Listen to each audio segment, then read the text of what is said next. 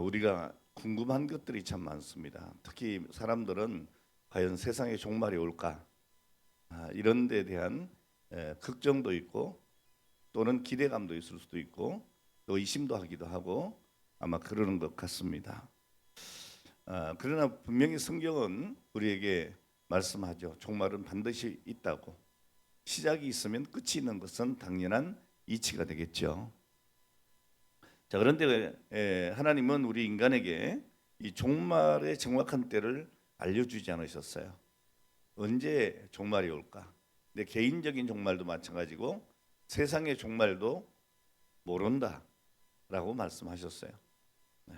오직 아버지만 아신다. 이렇게 말씀을 하셨어요. 전 요즘 그런 생각을 가끔 해요. 내가 분명히 한번 이 땅에서 하나님 부름받아 갈 텐데 좀 알고 갔으면 좋겠다. 그런 생각을 해요.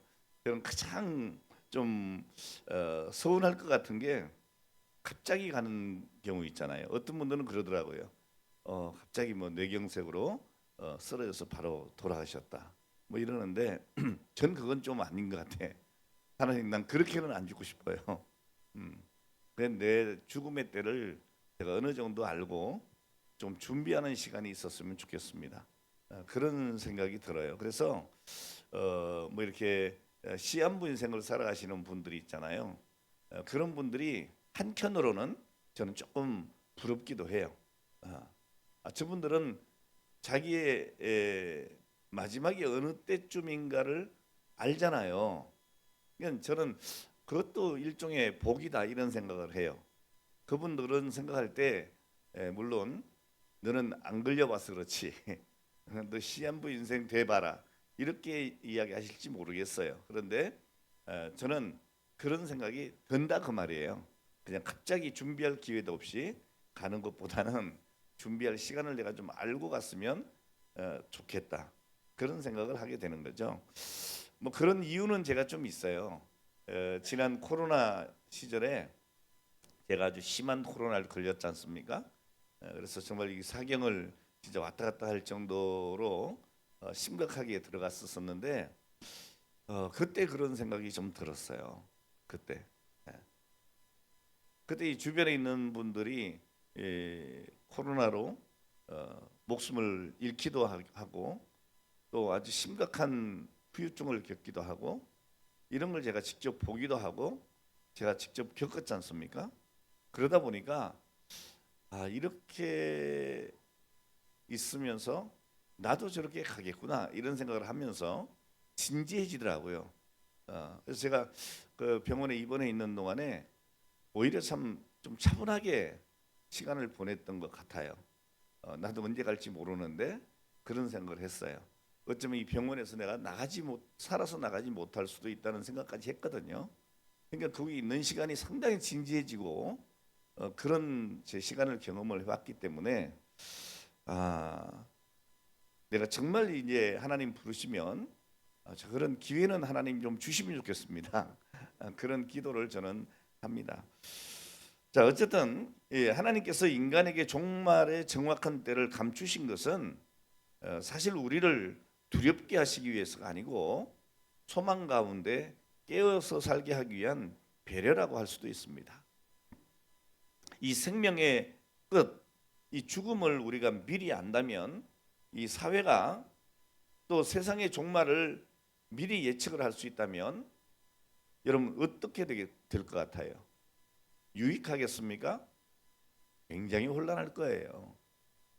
전에 여러분 우리가 뭡니까? 시한부 종말론 한참 시끌벅적했던 그 90년대 있었잖아요. 그때 보면 참 가관도 아니에요.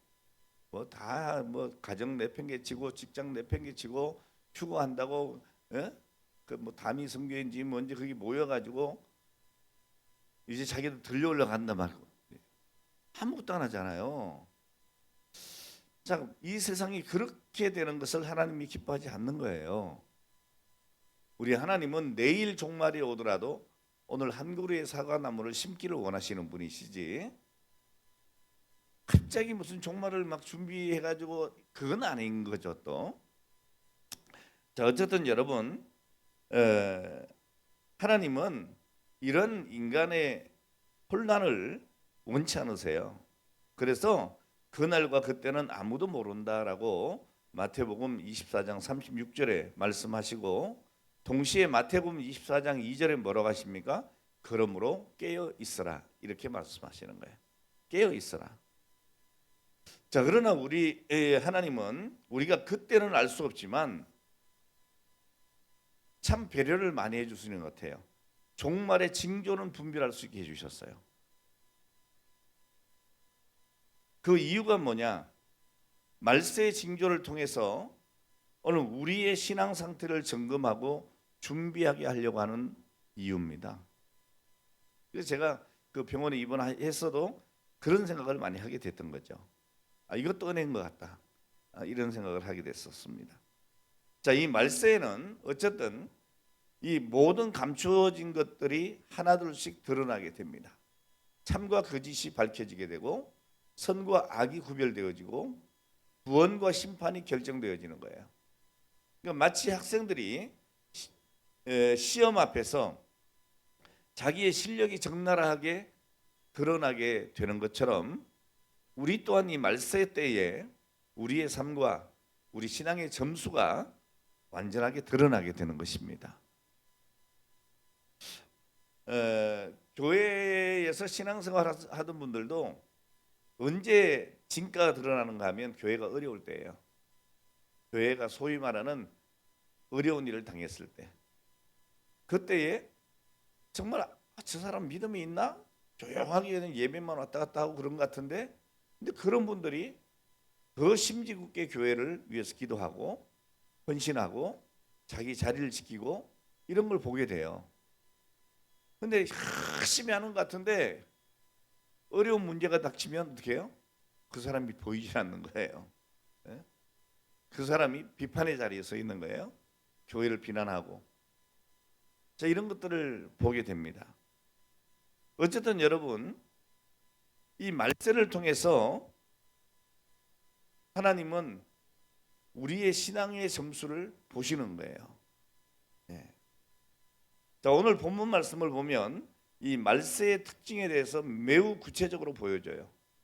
그리고 결론에서 바울은 아주 충격적인 선언을 하게 되는데, 뭐라고 합니까? 경건의 모양은 있으나 경건의 능력을 부인하는 자들이라고 합니다.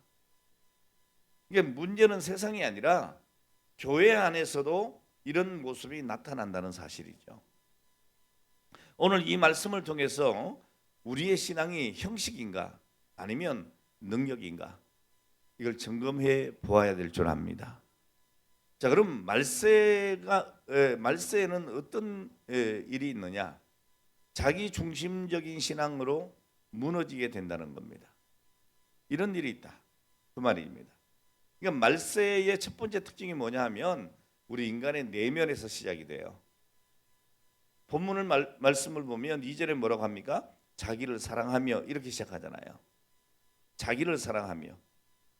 여러분, 자기를 사랑하는 그 자체가 죄인가요? 아니에요. 죄 아니에요. 자, 그러나 하나님보다도 자신을 더 사랑하는 순간 오늘 그것은 우상이 되고 죄가 되는 겁니다. 자기 사랑이 강해지면 어떤 현상이 나타나느냐? 자랑하게 돼요. 자랑하게 되고, 그 자랑으로 인해서 자기의 거룩성이 약해지게 됩니다. 그리고 하나님보다 자신의 만족을 기준으로 삼고 살아가려고 하죠. 자, 오늘 이 시대는 자기 과시가 일상화된 시대라, 이렇게 보여집니다. 이 자랑은 즉각적인 어떤 만족은 줄지 몰라도 사실 이것은 관계를 파괴시키는 거죠. 여러분, 사람들하고 만나고 친구들 만나가지고 늘 자기 자랑만 하는 사람 보세요. 관계가 좋은가? 그렇지 않아요. 또 거룩하지 아니하며 그랬는데, 이 거룩하지 아니하며라고 하는 이 말씀처럼 이 믿는 자와 세상 사람의 차이가 희미해진다는 거예요. 저 사람 예수 믿는 사람인지 안 믿는 사람인지 구분이 안 가는 거예요. 아마 우리 장로님 그 젊은 시절에는 그게 확연했을 거예요. 저 사람 예수 믿는 사람이다, 안 믿는 사람이다. 그 당시에는요, 겉모습만 봐도 금방 알았어요. 왜요? 예수 믿는 사람들은 당연히 주일 되면 성경책을 딱 끼고, 그때는 약속이나 한 듯이 이렇게 끼고 갔어요. 이렇게 가슴에다 탁 붙여가지고 다 걸어갔다고요. 그리고 교회를 갈 때 대부분이 어떻게 갔어요? 대부분이 깔끔하게 차려입고 갔어요. 뭐 좋은 옷을 입었다는 게 아니에요. 최대한 잘 챙겨서 갔죠. 자, 그래서 이 겉으로 봐도 그렇게 차이가 날 뿐 아니라 말에서도 차이가 나요. 제가 좀 젊었을 때만 해도, 지금도 젊지만 좀 더 젊었을 때만 해도 그때는 뭐 이렇게 대중교통을 거의 이용했지 않습니까? 뭐 기차를 많이 타고 다니고 뭐 이랬는데, 대중교통 이용할 때 보면 이분이 예수 믿는 사람 같다, 이게 왔어요. 그래서 그때는 그런 걸 많이 했던 것 같아요. 혹시 교회 다니세요? 권사님이세요? 장로님이세요? 그럼 거의 10이면 9이 맞았어요. 그러니까 예수 믿는 사람들은 겉모습이나 말하는 말투나 이게 다 달랐어요. 인격 자체가 좀 표시가 났어요. 그러니까 세상 사람들도 어떻게 했습니까? 저 사람 예수 믿는 사람이야, 이렇게 얘기를 해줬다고요. 근데 요즘에는 그런 구분이 별로 없어요. 그러니까 이 거룩함이 무너지면 이 신앙의 본질이 무너져요. 그러다 보면 세상과의 차이가 희미해지는 거예요. 여러분, 이 신앙의 중심이 뭐냐면 하나님과의 구별된 관계입니다. 그러니까 이 거룩함이라고 하는 것은 단순히 도덕적으로 깨끗하다, 그게 아니거든요. 그 정도로 끝나는 게 아닙니다. 하나님께 속하여 하나님과 교제하며 살아가는 상태를 의미하거든요. 신분의 차이가 있는 거예요. 신분의 차이가. 제가 이렇게 대학을 다닐 때 제 친구들, 고등학교 동창들 가끔 만나가지고 우리 모임을 했거든요. 지금도 모입니다. 한 뭐 이렇게 8명, 10명 이렇게 모이는데 다 교회 열심히 다니는 친구들이에요. 그러니까 자연적 신앙적으로 똘똘 뭉쳐 있어가지고 대학은 다 달리 갔어요. 근데 만나면 그렇게 좋을 수가 없어요. 근데 이게 대학 1년 지나고 2년 지나고 4학년쯤 되니까요, 딱 표시가 나요. 의대 간 친구는 의사 냄새가 나요. 공대 간 친구는 공대생 느낌이 나요. 희한하죠? 신학 간 사람은 신학생 티가 난다니까요.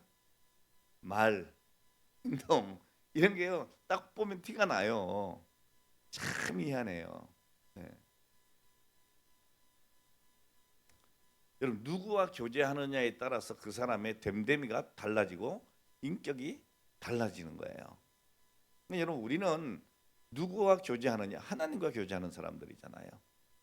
하나님을 닮아가야 되는 거예요. 하나님의 형상을 따라가는 거죠.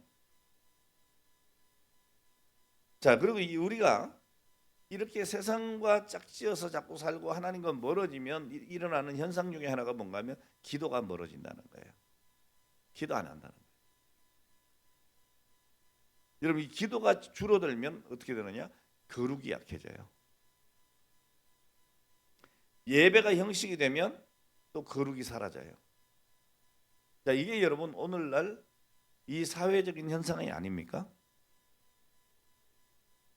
거룩이 무너지면 예배는 형식이 되고 기도는 습관이 돼버리고 말씀은 지식으로만 남게 돼. 그러니까 겉으로는 신앙의 모양을 유지하는 것 같은데 이 내면의 생명력이 점점 사라지기 때문에 결국에는 어떻게 돼요? 세상과 별로 구별되지 않는다는 거예요. 그 사람이 그 사람 같다는 거죠. 예? 자, 그래서 하나님께서는 언제나 우리에게 뭘 요구하세요? 먼저 거룩하라, 이렇게 명령하시는 거예요. 구별되라는 거죠. 이 거룩이 유지될 때에 하나님과의 관계가 살아있게 되고 오늘 그 관계 속에서 믿음의 능력이 흘러나오게 되는 겁니다.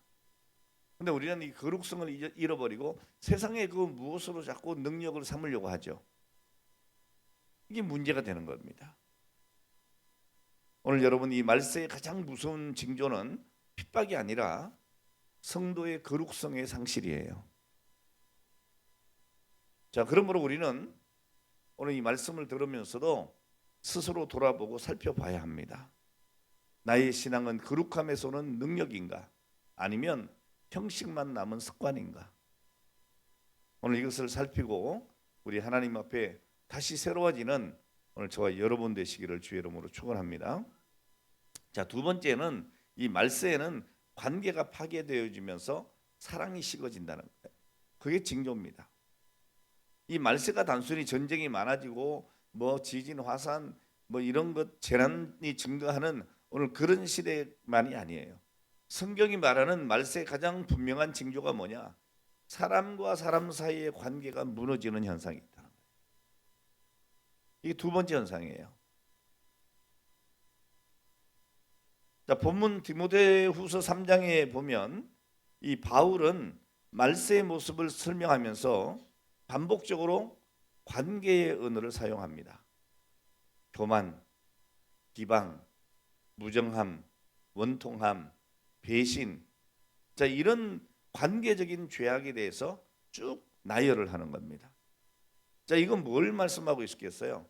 인간관계가 붕괴되고 있다는 것을 보여주는 징조들이죠. 여러분, 교만하면 타인 위에 서려고 하고 오늘 그것으로 인해서 공동체는 무너지게 돼 있어요. 여러분, 이 관계가 무너진 사회는 사랑이 사라지는 사회가 되는 겁니다. 그리고 이 사랑이 사라진 곳에는 하나님의 형상이 가려지게 되는 거예요. 그래서 여러분 말세에는 하나님을 부인하는 시대이기 이전에 사람을 사랑하지 못하는 오늘 그런 시대가 되고 마는 것입니다. 자, 그렇다면 이 말세의 시대에 인간관계가 무너지면서 구체적으로 나타나는 현상이 뭐냐? 여러분 이건 우리가 너무나 쉽게 이해할 수 있는 거예요. 먼저는 이 공감의 단절이에요. 공감의 단절. 네. 이제 사람들이 점점 이 말세가 되어 갈수록 어떻게 되느냐? 다른 사람의 기쁨이나 슬픔에 함께 반응하진 않아요. 옆에 있는 사람의 아픔보다도 자신의 감정과 필요가 더 중요해지는 거죠. 뭐 내가 지금 바쁘고 내가 당장 뭐 어렵고 힘든데 이런 생각 먼저 하는 겁니다. 그러다 보니까 함께 웃지 못하고 함께 울지 못하는 시대가 되어가는 거예요. 이 관계는 유지가 되지만 마음은 연결되지 않는 상태. 이게 바로 공감의 단절이에요. 너무 각자의 생각만 한다는 거죠. 여러분 이게 말세의 현상 중에 하나입니다. 자, 그 다음에 두 번째로는 이 공동체를 회피합니다. 자꾸 모이질 않는 거죠.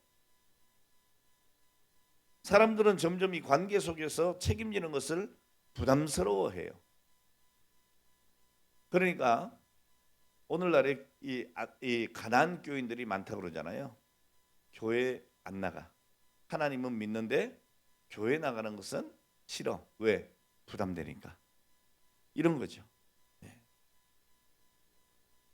그러니까 함께 살아가는 것보다 혼자 살아가는 것을 편안하게 여겨요. 그러니까 가정이나 교회나 공동체 안에 머무르기보다도 간섭받지 않는 개인의 공간을 선호하게 되는 거예요. 그러다 보니까 어떻게 해요? 공동체는 약해지고 사람은 고립되고 사랑은 점점 식어져 가는 거죠. 자, 이처럼 공감이 끊어지고 공동체를 피하는 이런 현상은 단순한 어떤 문화의 변화가 아니다. 말세를 살아가는 우리 인간의 영적인 상태가 점점 식어가고 있다는 징조라는 거예요. 오늘날 사회는 점점 이 혼자를 선택을 합니다. 옛날에는요 혼자 식당 가는 거 되게 힘들었어요. 혼자서 식당 가면 사람들이 쳐다본다니까요. 그 사람이 혼자서 밥 먹으러 왔냐? 근데 요즘에는 혼자 식당 가는 게 하나도 안 이상해요. 제가 지난주인가요? 이 모임이 있어가지고 이 식당에를 갔어요. 예, 여기 이 파스타만 이탈리안 식당을 갔어요. 갔는데 식사를 이제 우리가 모여서 하고 있는데 어떤 게 좀 한 30대쯤 됐나? 뭐 그런 아주머니인지 아가씨인지 알 수는 없어요. 요즘 뭐 헷갈리니까. 어쨌든 그런 분이 들어오더라고요. 그래서 좌석에 앉아. 그래서 누가 또 약속 있어서 오겠거니 했거든요. 근데 우리가 모임 다 끝날 때까지 혼자서 파스타를 시켜놓고 그걸 혼자서 먹고 커피 시켜 먹고 우리가 갈 때까지 혼자서 그러고 있더라고요. 근데 그게 전혀 이상하지 않아요. 이분은 너무 자연스러운 거야. 예? 요즘 시대가 그렇게 됐고요. 요즘 식당에 가도 4인석도 있지만 서울 시내 이런 데 가면 혼밥하는 오늘 그런 테이블이 따로 마련해 있어요. 혼밥. 요즘 커피숍도 가면 혼자 앉는 자리들이 많이 생기고 있어요. 이게 사회가 점점 혼자를 선택해요. 혼밥, 비대면, 관계 회피, 가정 해체 뭐 이렇게 되면서 각자 도생의 삶을 사는 것이죠. 오늘 여러분 이것은 말세의 징조 중에 하나입니다. 그러니까 교회도 점점 모이지 않죠. 그러니까 모이기를 패하는 사람들이 되는 거예요. 이게 말세의 징조입니다. 참 안타까운 것은 우리 교회는 안 그랬으면 좋겠다 싶은데 우리 교회도 뭐 별반 이상하지 않게 다른 교회를 따라가게 된 것 같아요.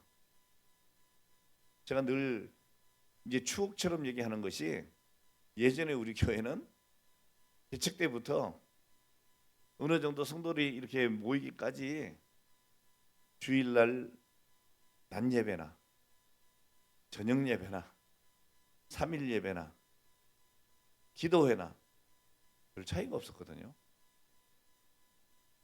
그리고 이상하게 우리 교회는 남성 성도 같은 거 많았던 교회였어요. 보통 여성들이 3분의 2가 많잖아요. 근데 우리는 남성이 좀 더 많았던 거예요. 항상 이렇게 우리 장로님, 안수 집사님, 집사님들이 항상 자리를 좀 지켰던 오늘 그런 전통이 있는 오늘 그런 교회였는데 요즘에는 뭐 다 어디를 갔는지 안 보여요. 예배를 좀 너무 가볍게 여기지 않나 이런 생각이 들 만큼. 자, 그런데 여러분이 어쨌든 이렇게 공동체를 점점 멀리하죠. 모이지 않습니다. 여러분 성경은 지옥을 관계가 끊어진 곳으로 그리고 천국을 사랑으로 연결된 공동체로 묘사하고 있습니다. 자, 그러므로 이 관계가 깨어지는 현상은 단순한 사회적인 변화가 아니라는 거예요. 영적인 위기 신호라는 거예요. 이걸 우리가 알아야 합니다. 특히 바울은 뭐라고 얘기까지 하느냐 하면 부모를 거역하며 감사하지 아니하며 그럽니다. 여러분 감사하지 않으면 이 감사가 사라지면 인간다움의 마지막 보루가 무너지는 거죠. 사도 요한은 분명히 말씀하고 있습니다. 형제를 사랑하지 아니하는 자가 하나님을 사랑할 수 없다라고.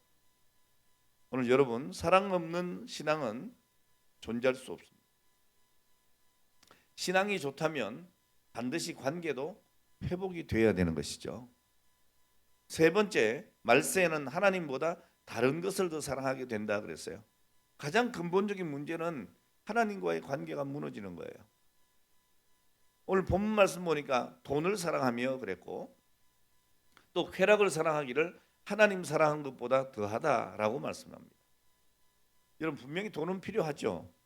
돈은 필요하지만 제가 늘 말씀드리듯이 사랑의 대상은 아니에요. 돈은 우리의 도구이지 돈이 우리의 주인이 될 수가 없어요. 그럼 돈이 필요 없냐? 그렇지 않아요, 여러분. 돈은 우리 삶의 분명한 필요 요소입니다. 성경도 우리의 일상적인 필요를 채우시겠다고 하나님이 약속하고 계세요. 그래서 제가 늘 드리는 말씀 뭡니까? 우리 성도들은 돈 많이 벌어라. 많이 벌어서 많이 써라. 모으는 건 별로인 것 같아요. 모아놔 봐야 별로입니다. 지난주 우리 김 목사님이 설교할 때 그 워린 버핏 그 얘기 하셨나? 아, 신영수 목사님이 하셨구나. 99% 기부했다고. 99%. 이게 여러분 기독교적인 신앙을 가진 사람이에요. 제가 오래전에 미국의 하와이 집회를 갔었는데요. 그 교회가 굉장히 커요. 그 교회가 어떤 교회인가 하면 이승만 대통령이 거기 다니던 교회. 이 교회 대문이 우리나라 이게 남대문처럼 그렇게 지어놨어요. 이렇게 멋지게. 교회도 굉장히 본당도 큽니다.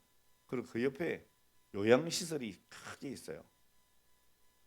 그래서 교회가 엄청 크니까 성도들도 엄청 많을 줄 알았잖아요. 근데 성도들은 한 100여 명. 제가 물어봤잖아요. 운영이 되느냐고. 그랬더니 문제 없다는 거예요. 너무 신기하더라고요. 그래서 어떻게 문제가 없냐 그랬더니 여기는 이렇게 신앙생활 할 때는 헌금은 별로 잘 안 한대요. 100%하면 엄청나게 많이 하는 거래요. 그런데 그분들이 돌아가시기 전에 전부 유언장을 쓰잖아요. 자식들에게 상속하기보다 교회에 거의 다 기부를 한대요. 신앙생활 하시는 분들이.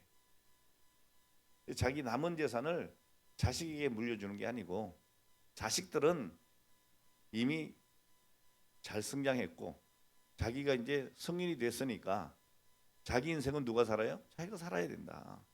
이렇게 성장할 때까지 부모의 몫이다. 그리고 책임지는 연령이 되면 너희들이 스스로 책임지고 너희도 또한 너희 자녀를 그렇게 양육해야 된다는 생각이 있어요. 그러니까 돌아가시 전에 미리 유서를 쓰는 거예요. 오늘 나의 남은 재산은 교회에 기부한다.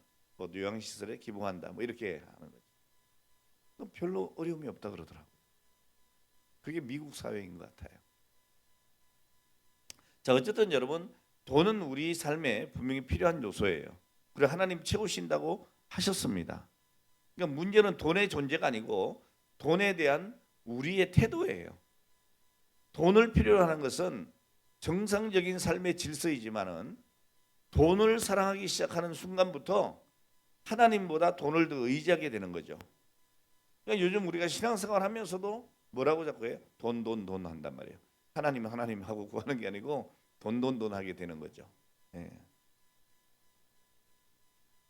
자, 이렇게 되니까 돈이 이제 수단이 아니고 우리의 주인이 되어버리고 우리는 이 돈의 종이 되어버리는 거예요. 다시 말씀드리지만 이 돈은 사용해야 할 대상이지 섬겨야 할 대상이 절대로 아니라는 것. 돈이 삶의 일부일 때는 유익하지만은 내 삶의 전부가 되어버리는 순간에 믿음은 약해지고 영혼은 말라가는 거죠. 자, 그래서 성경은 돈을 사랑함이 일만하게 뿌리라고 경고하고 있습니다. 여러분, 돈이 많아서 문제가 아니라 돈이 마음의 중심에 자리 잡을 때 신앙의 중심이 무너지는 거예요.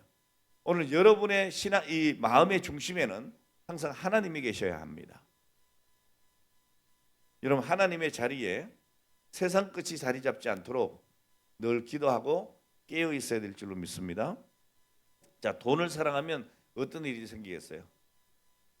돈을 사랑하면 탐심이 생기죠. 욕심이에요. 믿음에서 떠나가고 돈 때문에 마음에 근심이 지배를 하게 되니까 여러분 우리의 영혼이 피폐해지게 되는 거죠. 자, 그래서 바울은 뭐라고 말씀합니까? 정글의 모양은 있으나 능력은 부인하는 자라고 선언하는 거죠.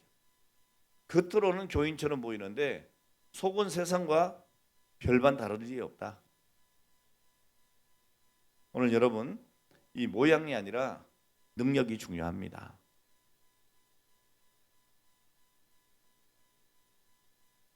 우리가 교회에 나오고 예배드리고 기도하고 찬송하고 오늘 그렇게 하지만 내면적인 변화가 일어나지 않는다면 오늘 그것은 모양입니다. 오늘 예배는 드리는데 순종이 없다면 그것도 모양입니다. 내가 직분은 가지고 있는데 거룩하지 않는다면 그것도 역시 모양입니다. 오늘 여러분 우리는 능력이 되도록 살아야 될 줄 믿습니다.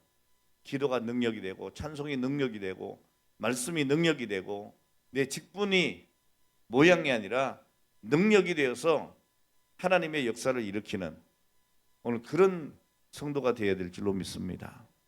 오늘 여러분 우리가 돈을 사용하고 있는지 아니면 돈이 나를 움직이고 있지는 않는지 오늘 이것을 다시 한번 점검해 봐야 될 줄로 믿습니다. 오늘 말씀을 정리하겠습니다.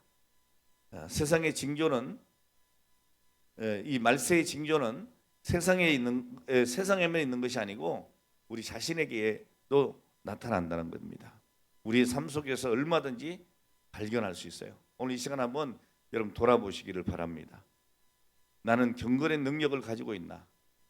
나는 관계 속에서 사랑을 실천하고 하나님보다 더 사랑하는 것이 혹시 있는가? 오늘 이것을 우리가 살펴야 될 줄로 믿습니다. 우리가 형식적인 신앙인이 되지 말고 정말 중심에 하나님을 모시는 오늘 그래서 정말 하나님께 예배하고 하나님께 기도하고 하나님께 찬송하고 하나님 앞에 헌신하고 하나님 앞에 순종할 수 있는 이 하나님과의 살아있는 관계가 유지되어지는 오늘 이런 믿음의 삶을 우리가 살아야 할 줄로 믿습니다. 이 경건의 모양은 사람 앞에는 통할지 모르겠어요. 그러나 하나님은 인정해 주지 않으신다는 거예요. 여러분 경건의 능력이 온전히 우리를 환난 속에서 시험 가운데서 붙들어주는 힘이 될 것입니다. 오늘 이 경건의 능력은 하나님이 내 중심에 계실 때인 것이죠. 오늘 여러분 이 말세에 어떤 고통이 와도 오늘 그것이 우리에게는 심판이 아니고 구원의 자리에 든든히 서 있는 하나님의 축복의 자리로 오늘 여러분들이 삼고 오직 하나님만을 찬송할 수 있는 오늘 여러분 되시기를 주의 이름으로 축원합니다. 오늘 우리가 함께 기도했으면 좋겠습니다. 오늘 우리는 이 말세 시대 속에서 우리의 신앙을 점검하게 하시는 하나님 앞에 나와 있습니다. 이 시간 경건의 모양이 아니라 경건의 능력으로 살아갈 수 있도록 우리를 새롭게 하실 주님을 바라보고 이 시간 마음의 문을 열고 모든 염려와 분주함을 내려놓고 거룩하신 하나님 앞에 집중하고 기도하면서 나가시기를 원합니다. 바울의 말씀처럼 경건의 모양은 있으나 능력을 부인하는 자가 되지 말고 정말 하나님 앞에서 주신 은혜대로 또 말씀에 순종해서 그 능력을 행하며 살아가고 경험하고 살아가는 오늘 저와 여러분들이 되셨으면 좋겠습니다. 이 시간 우리 함께 기도할 때에 먼저 좀 회개의 기도를 잠시 드리면 좋겠다 싶습니다. 우리가 형식적인 신앙을 하나님 앞에 내려놓기를 원합니다. 하나님, 내가 예배는 드렸지만 마음을 드리지 못했던 오늘 그런 시간들이 너무나 많았습니다. 하나님보다 내 자신을 앞세울 때가 얼마나 많았는지 모릅니다. 오늘 이 시간 이 하나님 앞에 우리 개인의 삶을 내려놓고 주님, 우리의 중심을 살피시고 회개하는 이 진실한 회개가 일어나는 오늘 이 시간 되기를 원합니다 하고 회개를 위해서 먼저 기도하시고 그리고 두 번째로 거룩 회복과 영적인 능력을 좀 회복을 위해서 기도했으면 좋겠습니다. 주님, 우리 안에 성령의 능력을 부어주시고 경건의 능력으로 살아가게 하여 주시옵소서. 이렇게 두 번째 기도하시고요. 세 번째로는 관계 회복과 우리 공동체 회복을 위한 기도를 드리면 좋겠습니다. 우리의 굳어진 마음을 녹이시고 사랑으로 사람들을 세워지는 이런 교회가 되기를 원합니다. 흩어지는 교회가 아니고 모이는 교회가 되기를 원합니다. 모이기를 힘쓰는 교회가 되게 해 주시옵소서라고 우리가 기도했으면 좋겠습니다. 이 시간 우리 잠시 하나님 앞에 묵상으로 한 2, 3분 이렇게 기도하고 제가 기도 드리도록 하겠습니다.